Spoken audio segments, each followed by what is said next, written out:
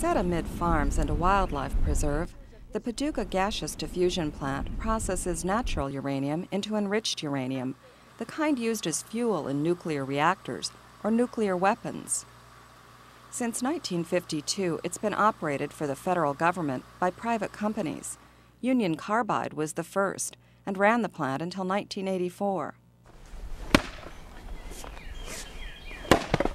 Al Puckett worked there in the early years. When we first started to work over there, well, they had the Geiger counters, you know, and if we worked in stuff, you know, and we got contaminated, well, we'd put our hands in the Geiger counter, and if it showed it was radioactive, we'd go wash it off, you know. And then later on, they took the Geiger counters out, and they told us, says, that stuff won't hurt you. Said it's harmless. Says it won't hurt you if you ate it. Said it wouldn't hurt you. Joe Harding worked at the plant for 18 years, starting in 1952.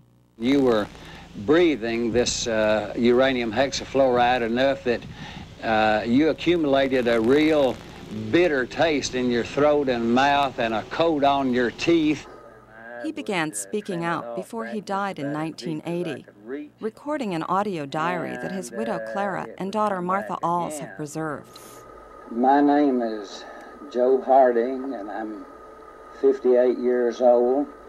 I have a story that I think everyone in America should know about.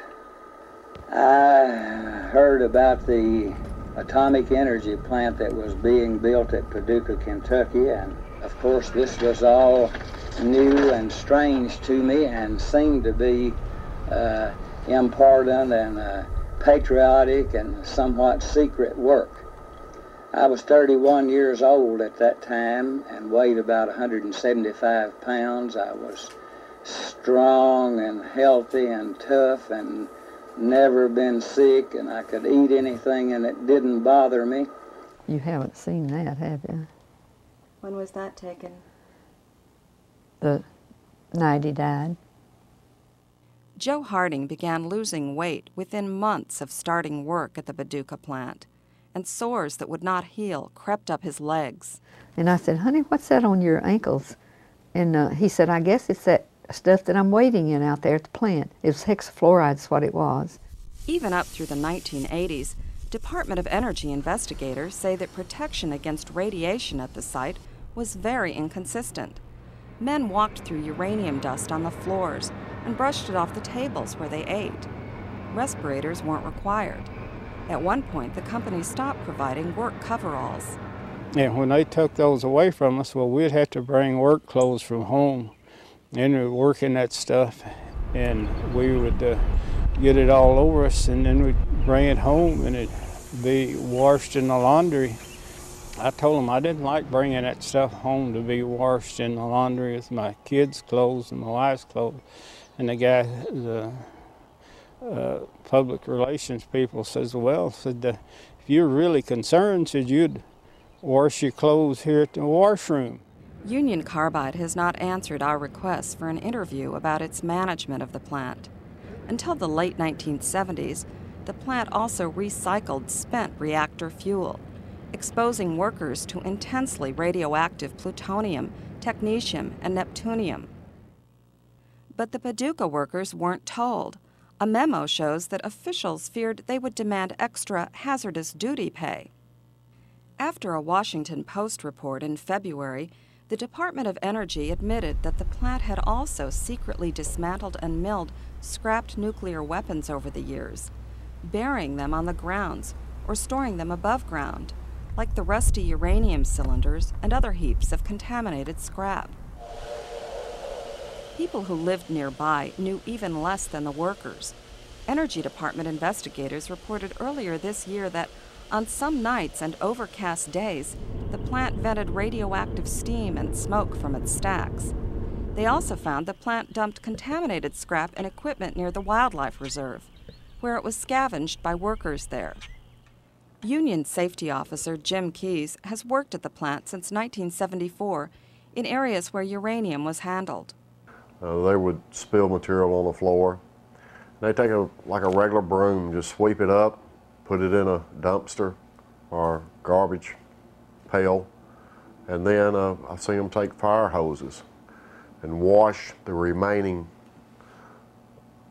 spill out the door into a drainage ditch. No official at the Paducah site would be interviewed, but an Energy Department spokesman, Walter Perry, visited from the regional office at Oak Ridge, Tennessee.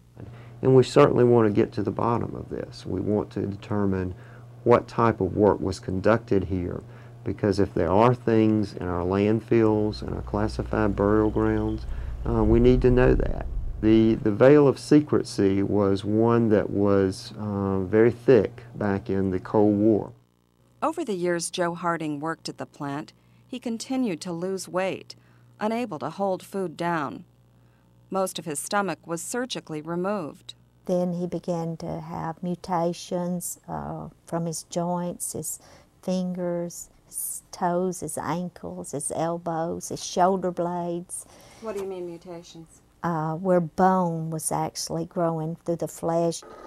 And finally, when the soreness got up near enough to the surface, I kind of dug in, and I found something kind of like a piece of fingernail sticking through there. And this was very, very painful, and I would trim it off back just about as deep as I could reach, and it would come back again. As his health declined, Joe Harding spoke out more, and he began to keep records of other workers' cancers and early deaths. You're a bold-faced liar, mister. Yeah. Was you there? Yeah, I've been there. Yeah, you've been there, but was you there in 1950? Was you there in 52? You're a liar. Was you there in 52? I ain't old enough. So, well, that's good. So you don't know what happened back then. No one knew until this document was released last year that plant officials were also tracking worker cancers and deaths, while denying there was any reason to worry. Justice for our nuclear weapons workers is finally happening. The government is for a change on their side and not against them. In April, Energy Secretary Bill Richardson announced he was reversing a decades-old policy of opposing the compensation claims of nuclear workers. They are people who became ill after working with very hazardous materials under dangerous conditions. Secretary Richardson has proposed that sick workers be paid a lump sum or reimbursed for their medical bills. But for some, the offer is too little, too late.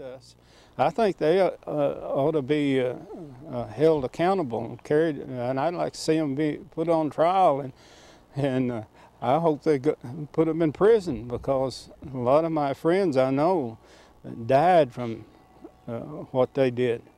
It was just like people was expendable, and our lives didn't have any value at all. Well, I just hope that I have created some interest in people who will back up this effort to get proper government and state agencies into the plant. By finding the beautiful roses that are hidden in life's thorny branches. Of toil, pain, and cares, he lived the impossible dream and died with the hope that it would last forever.